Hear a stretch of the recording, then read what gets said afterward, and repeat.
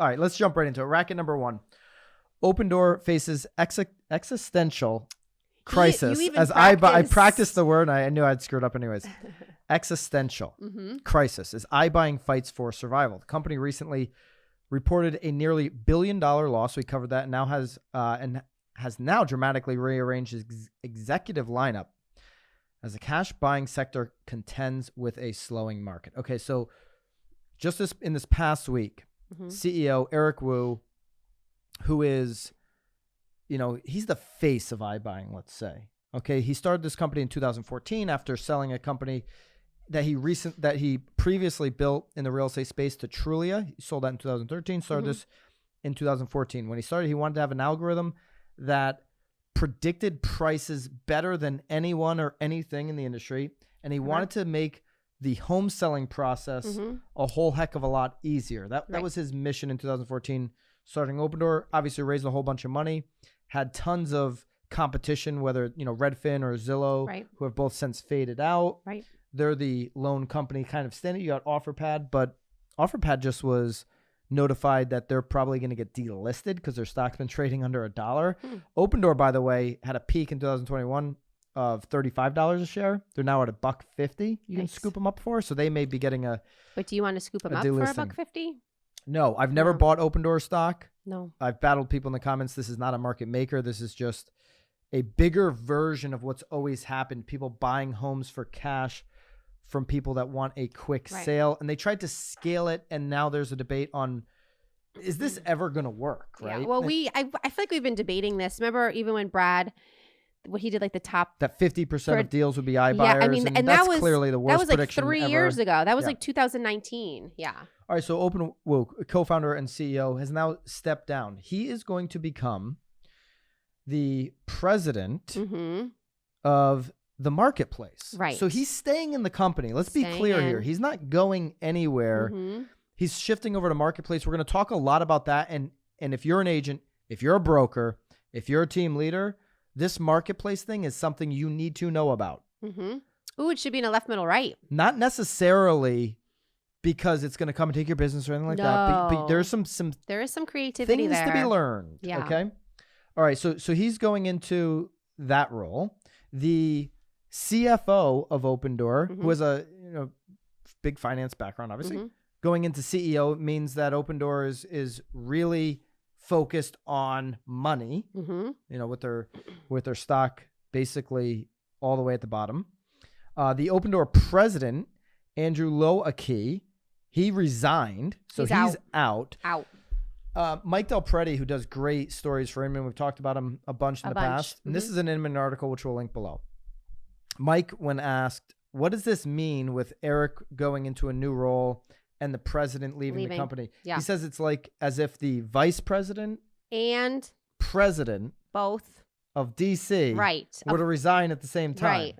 Yeah. I know half of America would be very happy if that happened, but I don't foresee that happening. It's that type of a shakeup. Right.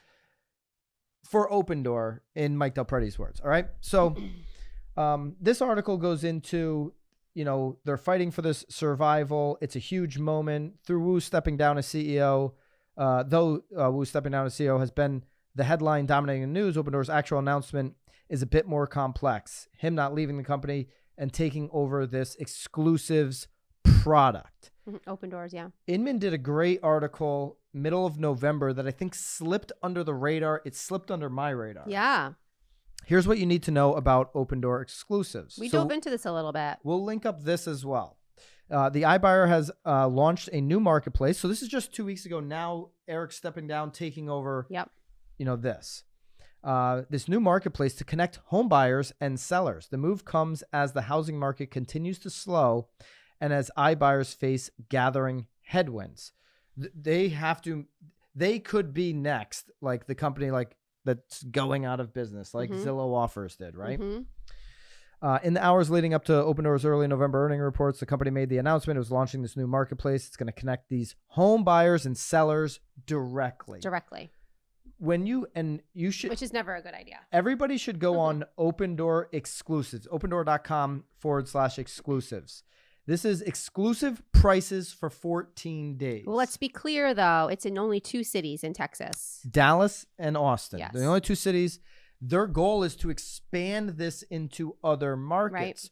Right. Opendoor is putting Opendoor owned homes on the platform in those 2 markets, but they're also allowing sellers directly to list on the platform.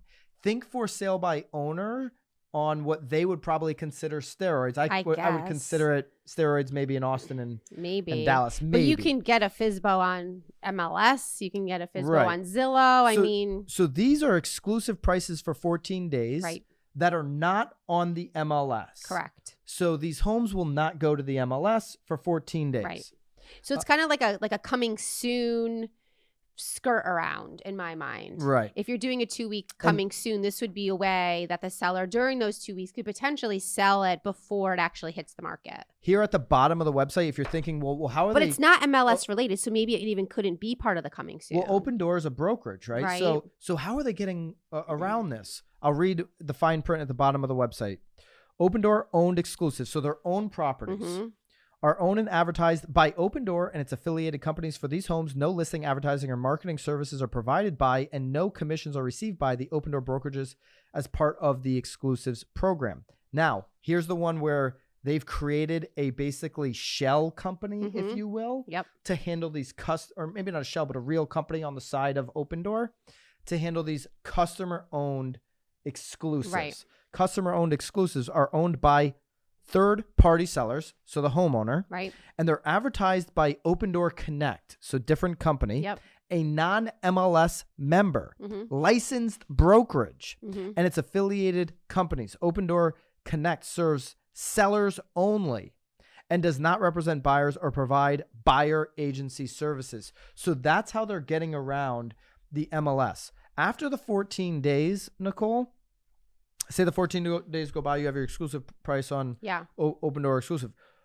If it doesn't sell, Opendoor will refer you to an agent, and get a referral fee.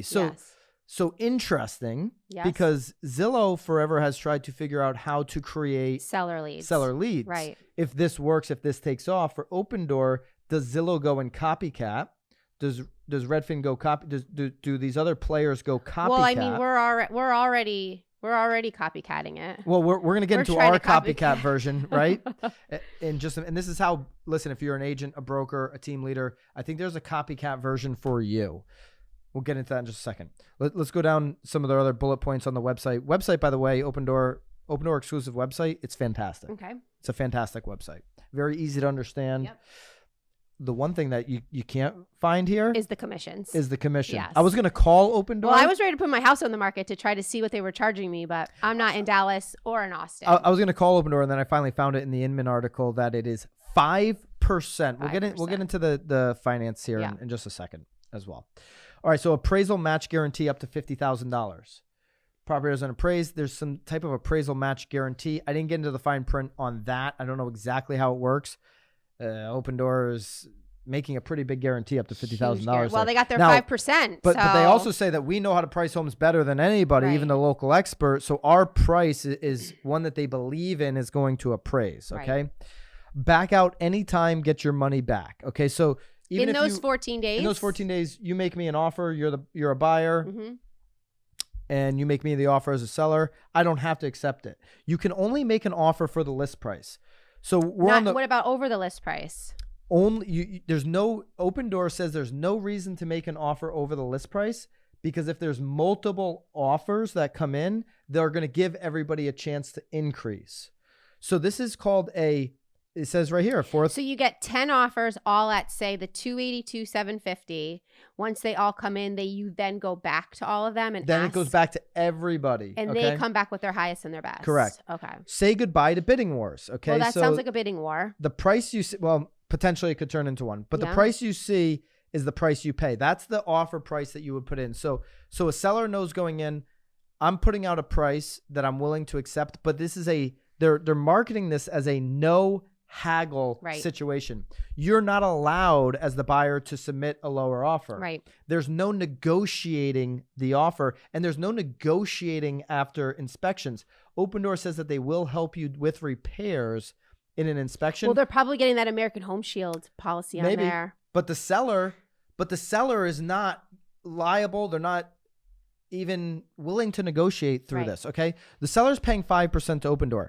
What Opendoor is not doing is, if the buyer is working with a buyer agent, not paying them at all. So if the buyer wants to pay the buyer agent, it's on them. There is absolutely no buyer representation. Because it's not the MLS. This is a marketplace that Opendoor has created, which they believe is going to be easier. Maybe in some situations, I think rare would be the case. It could be easier for sellers. Certainly not easier for buyers to try to navigate this process on their own. Sell your home without the hassle of listing. You're still listing on this marketplace. Yeah. Remember, Opendoor was fined $62.5 million for deceptive marketing. Yeah. They're still kind of like doing a little bit of that. Why wouldn't you want to, I don't understand. What is the hassle of listing? Right. What is the hassle? If you work with a professional agent who knows what they're doing, the hassle isn't there. The agent's doing all the work. I don't know what the hassle is. I feel like it's more of a hassle to list on your own. Many agents, let's get into the money here. They're charging 5%. Many agents are charging 5% in this country. Correct. It's negotiable, right? So it could be 6, could be less, could be more, could be right on. Let's just say it's 5. Right. They're coming in and they're actually going to oftentimes split that or have some type of a split with the buyer agent. Right. Opendoor is not willing to do that. No, they're not even doing that. They're just taking your money because they got to cover all these mortgage gaps here. I would argue that this for sale by owner solution by Opendoor is more expensive it's a racket. Than actually working with the top agents team in your marketplace. Yes. This marketplace that they've created is a bigger expense with less representation for buyers and sellers. But step back a little bit, though, too, because if you go to their website, they're actually showing you that they're listing it on this Opendoor exclusive site below what it is actually going to hit the MLS for. Right. So there's two they're prices. already slashing these sellers' prices by, one of them was almost... So you see 340,000 on the right. It's crossed out in gray. We'll scroll through this. So if you're on YouTube, you can get the visual. 326,400 is the 14-day. So it's exclusive for 3 more days. This one in particular that we're looking at, 108. I love the hype. It's like, quick, get it before it hits MLS. So I love the strategy. 108 Rockhaven Drive in Alvarado, Texas. It's listed for 326,400 on the exclusive website, but it's going to go on the MLS at 340. So for a buyer seeing that, to your point, I'm saving this amount of money. $20,000. But I'm also representing myself in the transaction as the buyer, okay? But the seller's now out $20,000 there, and then they're still being charged another 5% to list it. So, I mean, they're now out even more money than if they were to actually list it. So, who will be my agent is one of the FAQs. You will work with a licensed Opendoor Connect agent who will guide and represent you throughout this process. Remember, though, Opendoor, these are going to be employees, right? Yeah. One of the reasons why Opendoor has had trouble selling a lot of these properties way under what they bought them for is because they relied so much on their algorithm. You're not going to pay somebody a W-2 salary to go out and look at a house and see what the value is, right?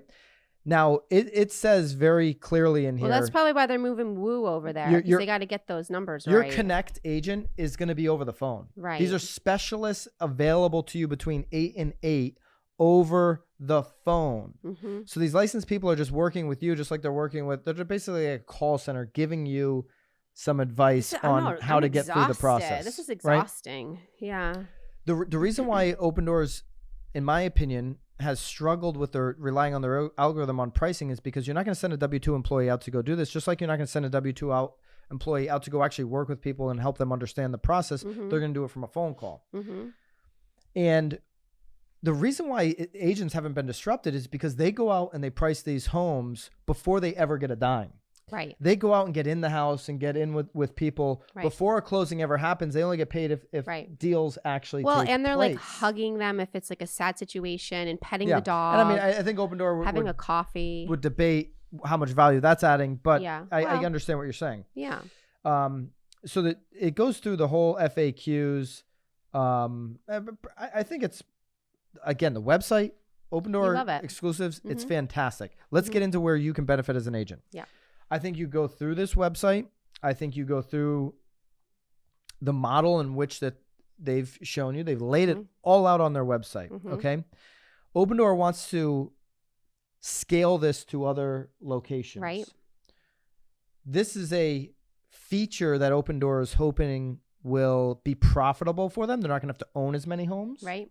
And they can get these referral fees to the MLS agents. The referral fees will probably be the biggest. They can get these 5% fees. 20% of homes that have been listed on exclusive have sold. Do you have to be an Opendoor affiliate to get the I'd the imagine you're referral? going to have some type of relationship with them, just like a Zillow lead or a Realtor.com or whatever.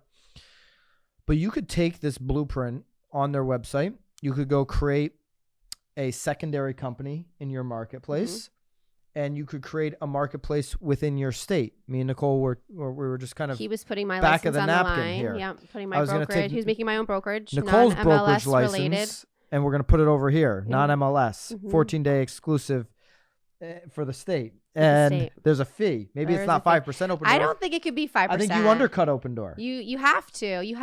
Right? Ideally, we end up getting a listing. I mean, I don't know that we're actually selling it on this side, but. You have your own team over here. It has to be for a reduced rate. It's the only way that it makes freaking sense. It doesn't make sense any other way. You do a referral fee if they don't listen. What's the advantage, Nicole?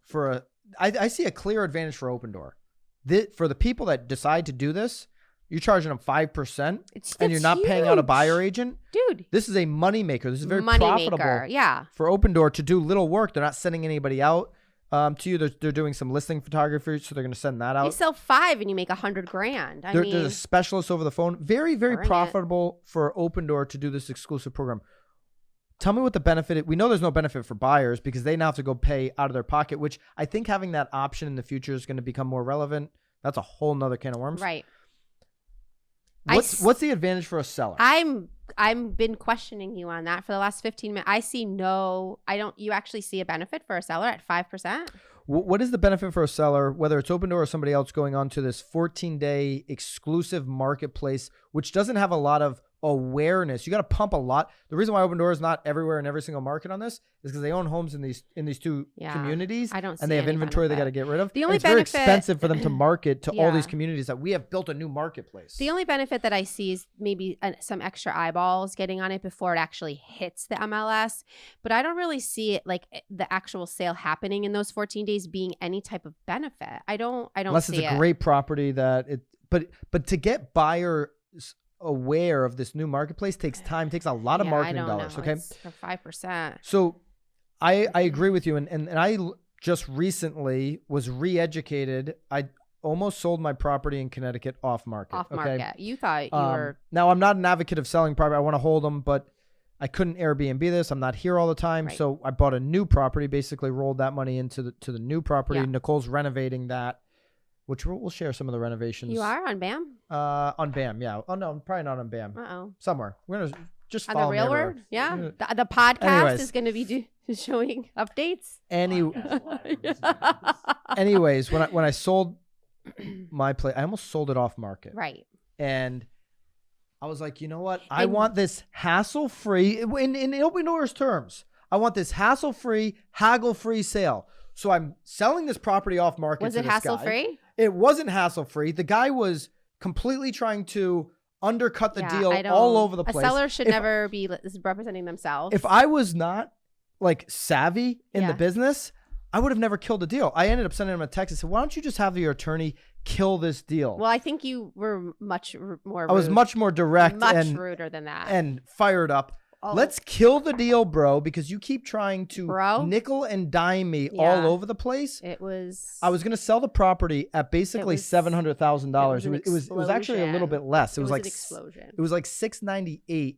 And it was all cash. And I'm like, this is going to be hassle free. No, it was nothing but a hassle. He was writing me all these emails, which were 15 paragraphs long. Yeah. For the average seller to go through all that information would have been very emotional, would have been You were very emotional. Consuming. You were very emotional. Then what did I do? I hired Nicole as my agent. Yeah.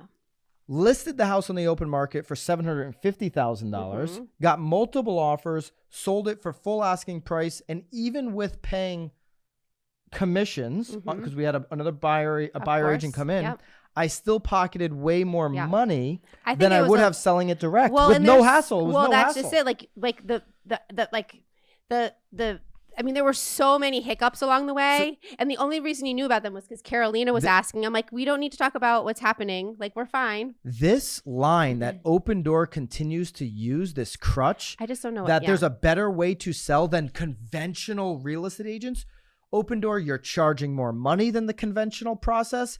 And I promise you, it isn't hassle and haggle free. I just went through an example of it, and it wasn't hassle and haggle free. And when I used the conventional process, it saved me money. I made more money, and it was less of a struggle to get through the process. Right. And he's happy, So and the buyer's happy. Every time you say this, sell your home without the hassle of listing. Number one, that's not true. You're listing into the marketplace. Right. Every time you say this, you're continuing to tell the lie that you were fined for. Now, and at the bottom, I mean, this is going to be our whole podcast. I know I'm going deep into Opendoor. Really, this is like a 30-minute just at the bottom racket. At the bottom of the first article, and we're going to link up all three links. The two Inman articles, we're going to link up the website. This is an example of, he's talking about Eric Wu again. Yep. This is an example of entrepreneurial activity, and sometimes it works and sometimes it doesn't. I think it's not working right now. Maybe somebody comes and saves this brand and it like, I'm thinking of it like a Compass situation. Maybe somebody comes, buys them. Yeah. But our industry needs more entrepreneurial activities. Okay. And I agree with that. We need people like Eric Wu who are willing to take risks and push change from a philosophical standpoint. Love it. Just stick with it. From a philosophical. I can't read and talk. I'm dyslexic in that way. Sorry. Philosophical. From a philosophical standpoint. Yes. Thank you, Nicole. She's got the degree. I don't. That pushes the entire industry to be better. And I agree. Yes. What Eric Wu has done is it's made everybody better. Yeah. Now well, it's making us have we're scribbling new business plans on the back of his face. Chris Smith put up a tweet recently saying a lot of people are going to bury Eric because it's easy, it's red meat right now to pounce on. But he says he created an iconic brand with Opendoor. I don't think it's iconic. Well, but I think we've just spent an hour talking about it. I agree. And listen, I think what he's done, his entrepreneurial activities have pushed the industry. The brand itself of Opendoor, ask people in the Northeast, the regular homeowner, what Opendoor is in the Northeast. They have no idea what it is. For sure. Okay. So maybe it's iconic in Austin, Texas. Yeah. Okay. But it's not iconic. It hasn't changed the game. It's actually somewhat proven to not work out.